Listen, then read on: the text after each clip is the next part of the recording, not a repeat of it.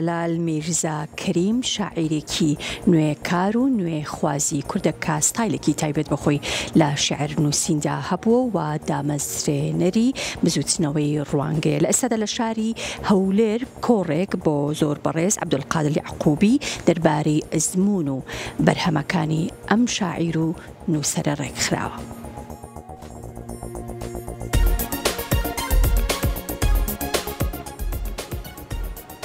لەقی هەولێری یەکێتی نووسەرانی کورد کۆڕێکی بۆ عەبدولخالق یعقوبی لەبارەی ئەزموون و بەرهەمەکانی جەلال میرزا کەریم شاعیر وەک ناسنامەی شۆرش و شۆرشی ناسنامە.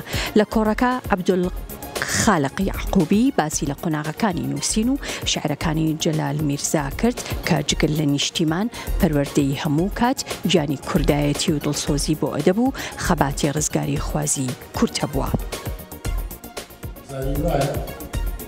خۆی ئەنجام تاڵ وشەی شنەی ئاڵای هەنگاونانمان بەناو سنگی هەموو مژی قەڵای شەودا بژێ شەقام من کشوەری زامم زام من شۆڕشی پەیامم پەیام من چەکی ئەنجامم ئەنجام.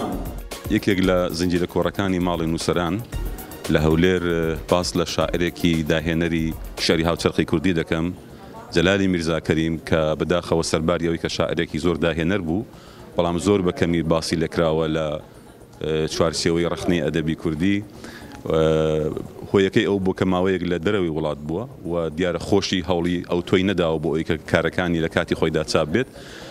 لە ڕاستیدا لەم کۆڕەدا من بە شێوەیەکی با بڵێن ڕخنەکارانە هەوڵ دەدەم کە باس لە پرسی ناسنامە و شۆڕش لە شێعری جەلالی میرزا کەریم بکەم و هەڵبەت ئەم کۆڕەی من بەشێکە لە پرۆژەی کتێبێکم کە لەسەر ئەم شاعرە بڕیارە بەم زوانە چاپ بێت و لە واقعدا زیندووکردنەوەی ناو و یاد و داهێنەربوونی ئەو شاعرە دیارەی هاوچەرخی کوردیە.